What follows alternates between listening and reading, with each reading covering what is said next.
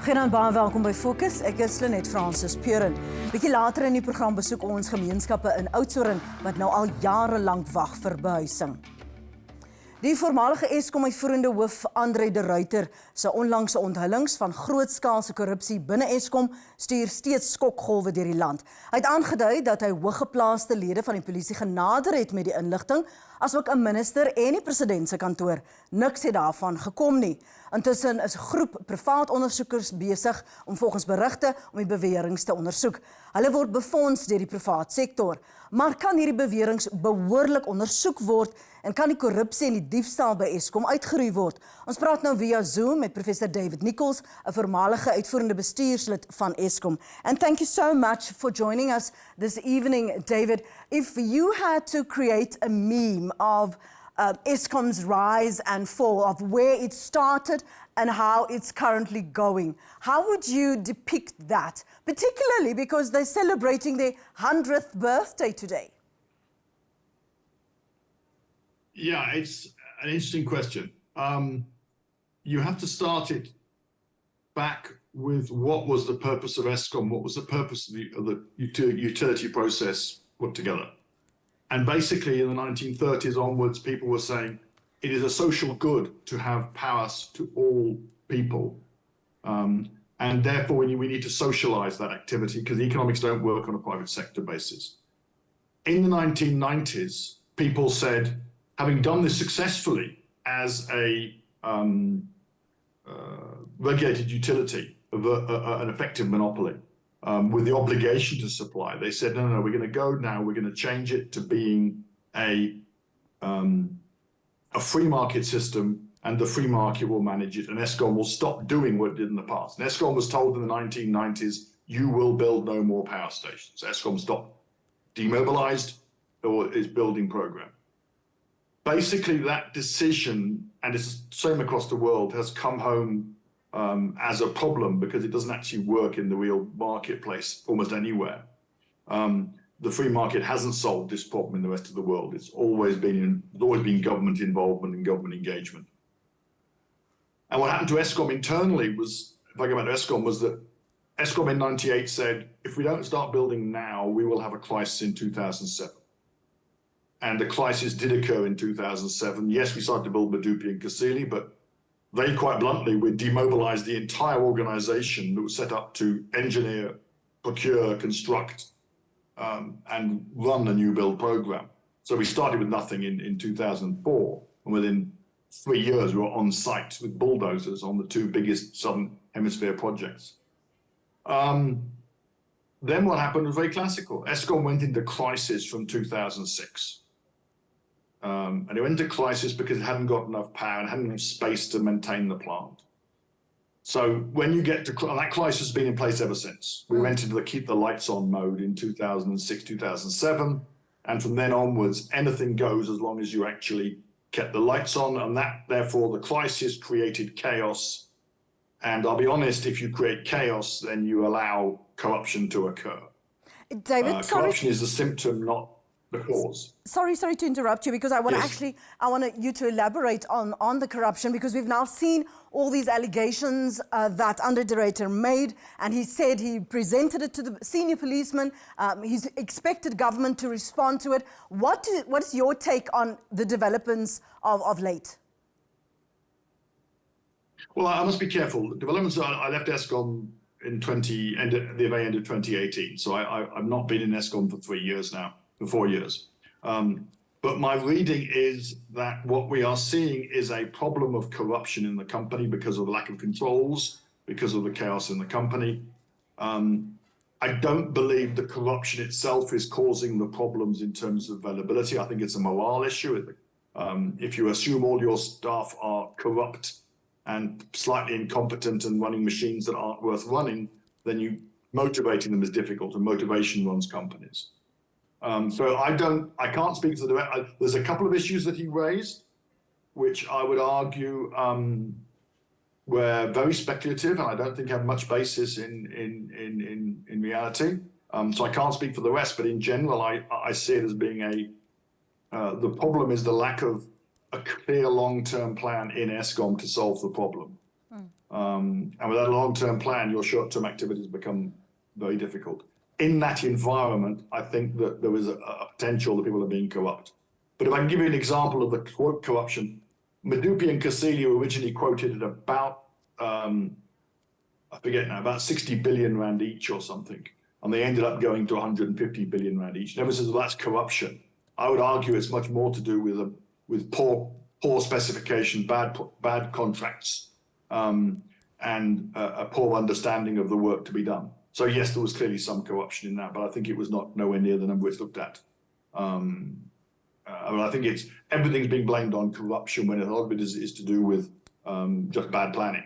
And to give you an example of that, my understanding is that on Medupi and Casili, the assumption on the amount of concrete involved in the two plants in the original estimates was 1/3 of the final concrete used. And that wasn't it was a function of bad design, not a function of corruption. Though clearly has been a degree of corruption. I'm not debating that for sure, but I don't think it's the major issue. David, I want to pick your brain after our break. Thanks for staying with me. Net hierna praat ons verder. Daar is nog baie vrae. Ons is nou terug.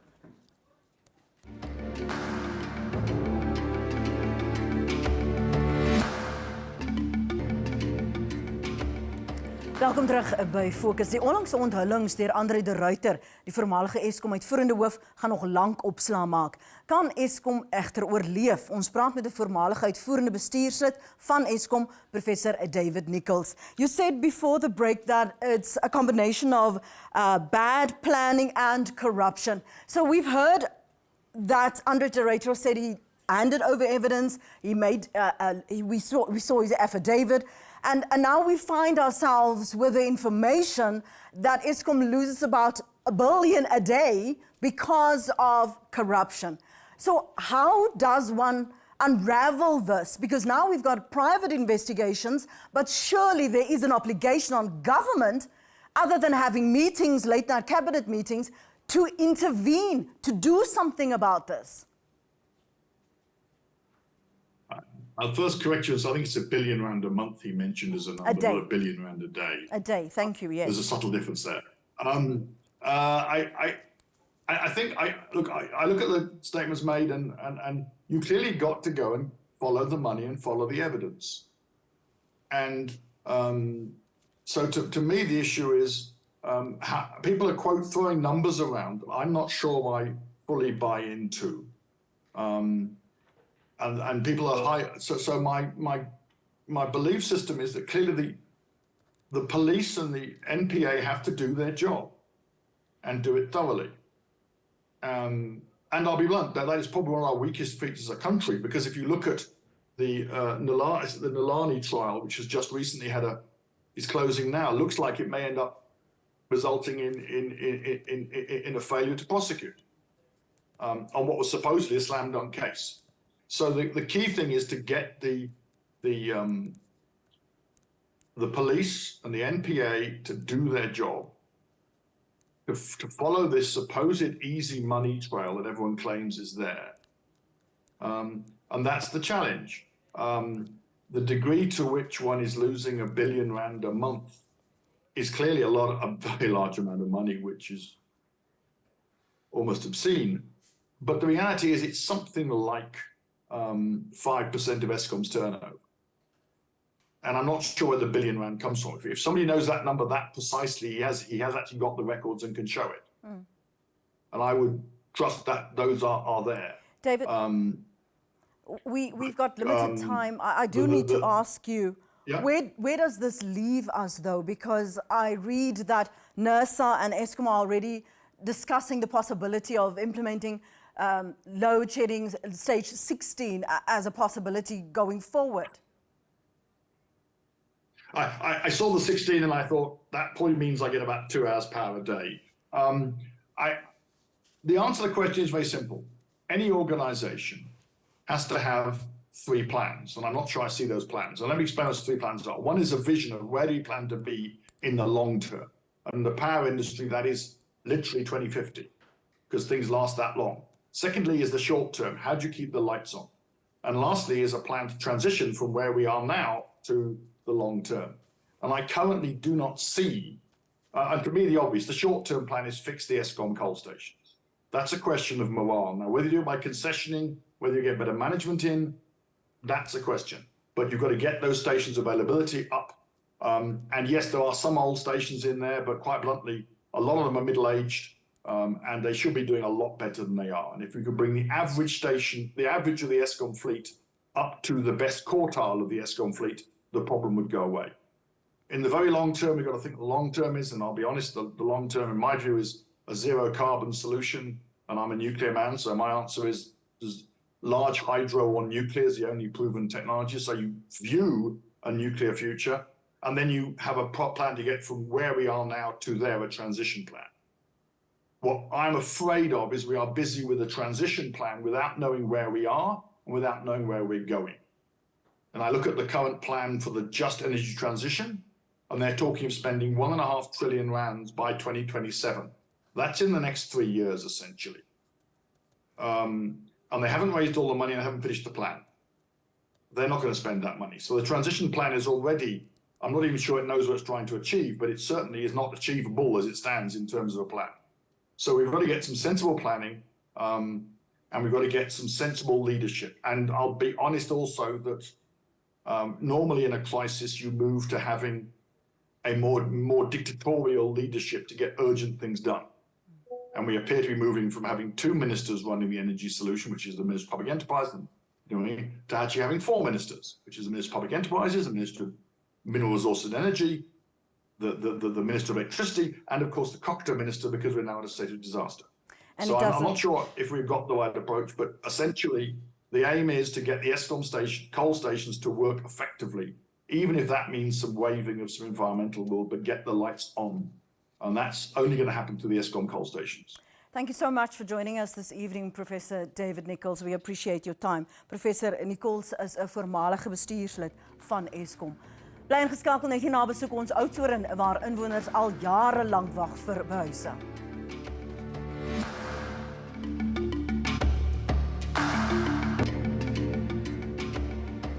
Inwoners van agtergeblewe informele nedersettings in Oudtshoorn is siek en sat van beloftes van beter behuising.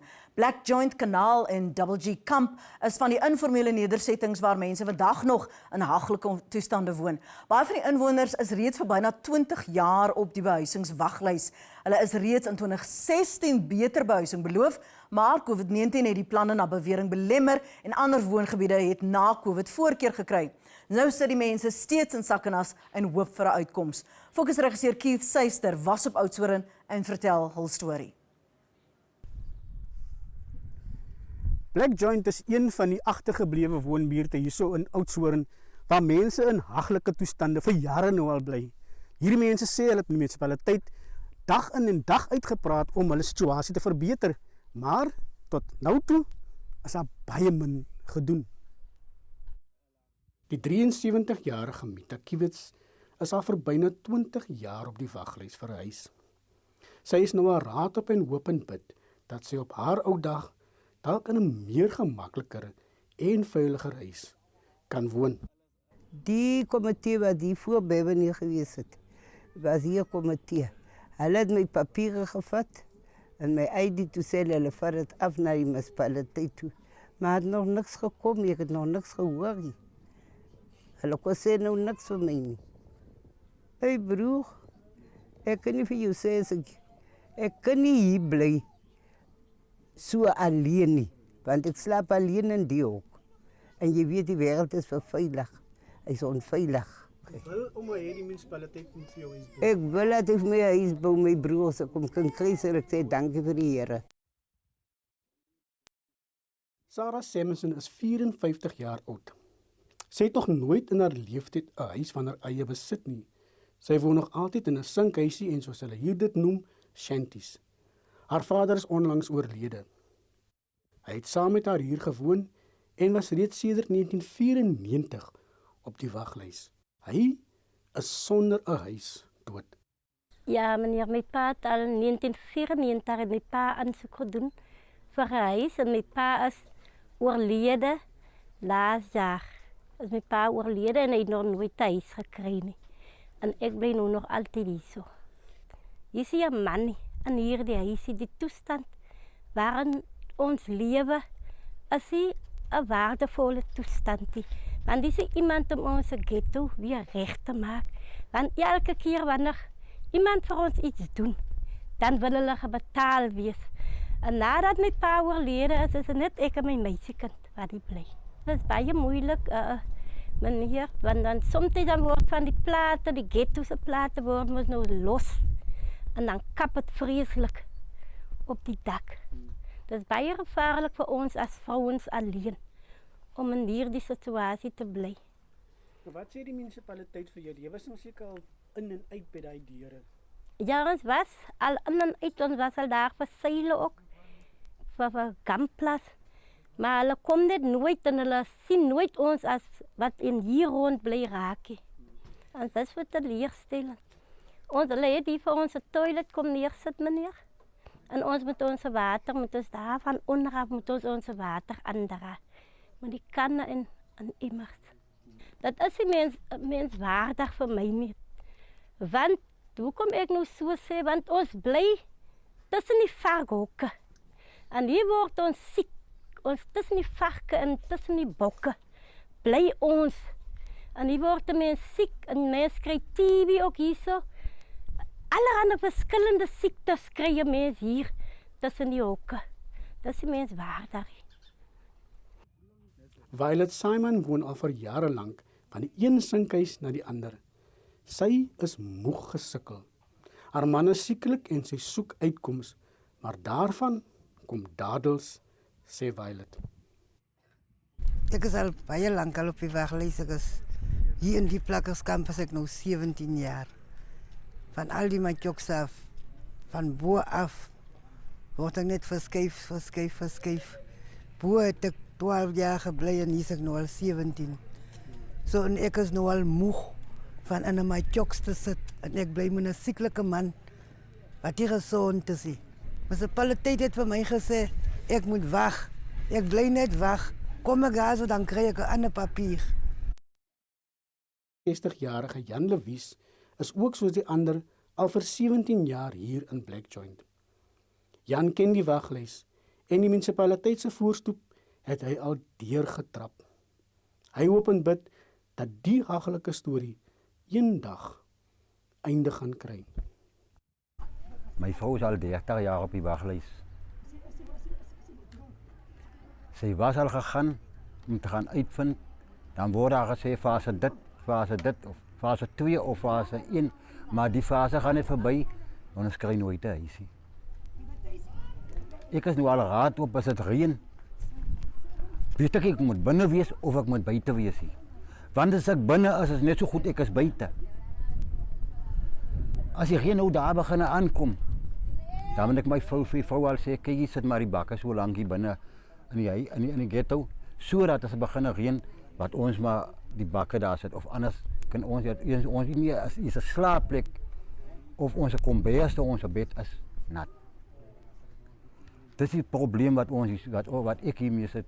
En ek is nou al op moef versukkel. Ek het aansoek gedoen vir materiaal. Die mense het my gesê wat ek moet hê, wat ek moet bring, verslag skryf. Afdruk van dat my gesertifiseer raak. Ek het allerlei goede gedoen, ek het dit ingeneem. Tot hier toe het daar nou niks gebeur. Het is nou die afgelopen 17 jaar wat ek nou hier sukkel. My vrou is al 30 jaar op die waglys, maar ek sukkel nou afgelopen 17 jaar. Ek was as het ware een van die eerste mense wat hier in die vlak ingekom het opgeslaan het.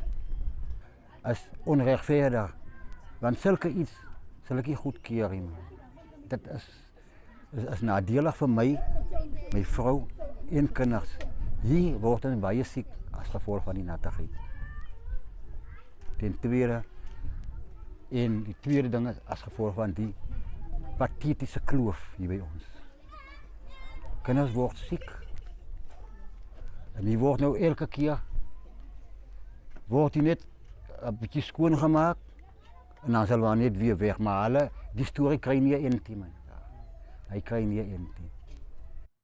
Leni Hendriks is vir 25 jaar van haar 65-jarige leeftyd op die waglys vir 'n huis. Sy leef swaar.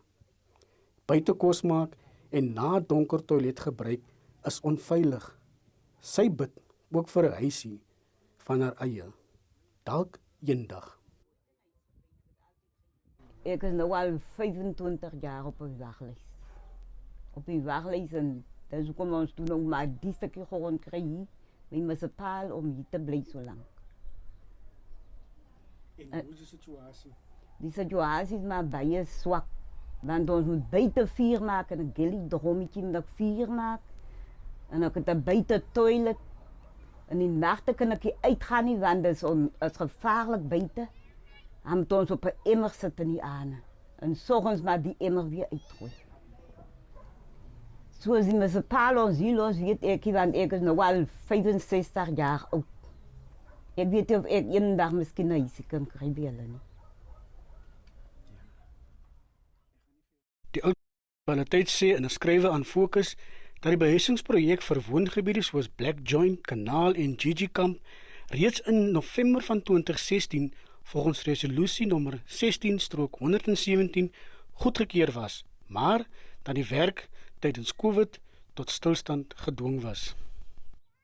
Daarna was projekte ingevolge ouderdom, waglyste en oop voorkeur aan gestremdes en militêre veterane aangepak. Duiselsdorp het in die geval voorkeur gekry omdat daar meer as 27 jaar gelede huise daar gebou was. Die munisipaliteit voeg egter by dat die behuisingsprojek vir Black Joint en ander steeds aangewerk word, maar dat daar haakplekke soos onder andere privaat grondeiendom was. Oor die gemeenskap se klagtes oor water en sanitasie sê die munisipaliteit al doen hulle bes om toilet- en waterpunte op 'n 1:5 verhouding in die gebiede te verskaf. 'n Skrapsbegroting en konstante invloei van mense na informele woonbuurte kniehalter al optimale dienslewering. Ja, dis al vir vanaand. Onthou, indien jy die uitsending gaan misloop, Fokus is steeds op YouTube beskikbaar. Ons groet dan tot volgende Woensdag aand om 7. Tot dan, totsiens.